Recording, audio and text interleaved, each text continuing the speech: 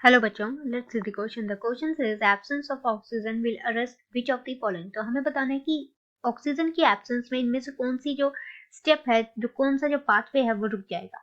सबसे पहले हम बात करेंगे फर्स्ट ऑप्शन की, जो यहाँ पे दिया गया है ईएमपी पाथवे। ईएमपी यहाँ पे स्टैंड करता है फॉर द एम्पटन, मेयरहोफ, एम्पटन, मेयरहोफ, पार्नसे।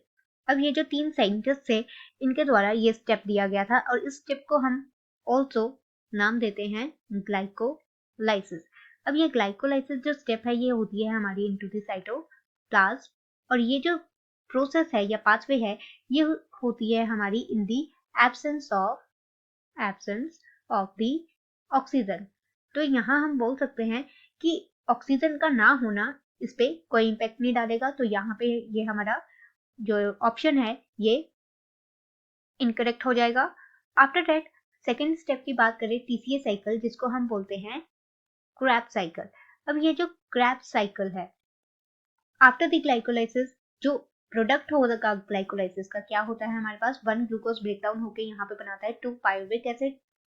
पायरुविक एसिड की फॉर्मेशन होगी। अब ये जो पायरुविक एसिड है, यह माइटोकॉन्ड्रिया में जाएगा और माइटोकॉन्ड्रिया इसकी ऑक्सीडेटिव डीकार्बोक्सिलेशन होगी, जिससे कि ये चेंज होगा into the acetyl coenzyme A में। अब ये जो एसिटाइल कोएंजाइम ए है, ये एंटर होगा इनटू दी क्रेब्स साइकिल, जहां पे क्रेब्स साइकिल में जाने के बाद ये जो है प्रोड्यूस करेगा एट लास्ट NADHNFADH, जो कि एंटर करते हैं फर्दर अपनी इलेक्ट्रॉन ट्रांसफर करते हैं इन इलेक्ट्रॉन ट्रांसपोर्ट चेन में। अब इस साइकिल को, ये जो साइकिल है, इसको चलाने के लिए हमें NAD पॉजिटिव, अब ये जो NAD प्लस मॉलिक्यूल है, ये हमें कंटिन्यू चाहिए for the recycling for the Krebs cycle.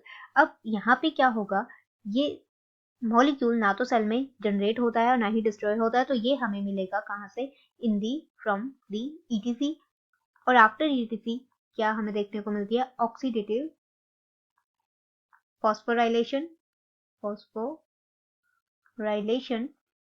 जिसके लिए क्या रिक्वायर्ड होगा ऑक्सीजन। तो यहाँ पे हम बोल सकते हैं ये जो है इंटायर प्रोसेस ऑक्सीजन की प्रेजेंस में चलेगी। तो ये जो साइकिल है, ये डिपेंडेंट होगी ऑक्सीजन पे। आफ्टर दैट अगर हम बात करें नेक्स्ट ऑप्शन की, कीमोआइसोमोसिस कपलिंग। अब ये जो प्रोसेस है, ये इन्वॉल्व करती है, it involve the production of the ATP from the oxidative phosphorylation. अब इसमें ऑक्सीडेटिव फॉस्फोराइलेशन हो रही है, तो मतलब कि इसमें क्या है, ऑक्सीजन रिक्वायर्ड है, ऑक्सीजन की रिक्वायरमेंट है। तो हमारा ये ऑप्शन भी अरेस्ट हो जाएगा in the absence of the oxygen. ये वाला स्टेप भी हमारा नहीं प्रोसीड होगा आगे। After that next is the lactate fermentation. अब जहां बात फर्मेंटेशन की आती है, तो वहां हम बोल सकते हैं कौन सी रेस्पिरेशन इन्वॉल्व होती है, तो ये फर्मेंटेशन होती है in the absence of the oxygen, जिसको हम बोलते हैं एनाएरोबिक कंडीशंस। अब जैसे कि यहाँ पे लैक्टेट फर्मेंटेशन दिया गया है, तो मतलब कि ये in the absence of oxygen process है। तो यहाँ हमारा ये ऑप्शन भी अरेस्ट नहीं होगा। तो on that base only two cycles are और two pathways are arrest in the absence of the oxygen, जो कि है हमारा TCA साइकिल और कीमोआइसोमोसिस कपलिंग। तो सेकंड और थर्ड हमारे ऑप्शन जो होंगे वो राइट होंगे। On that base option number D is the right answer for our question. Hope you understand the problem. All the best. Thank you.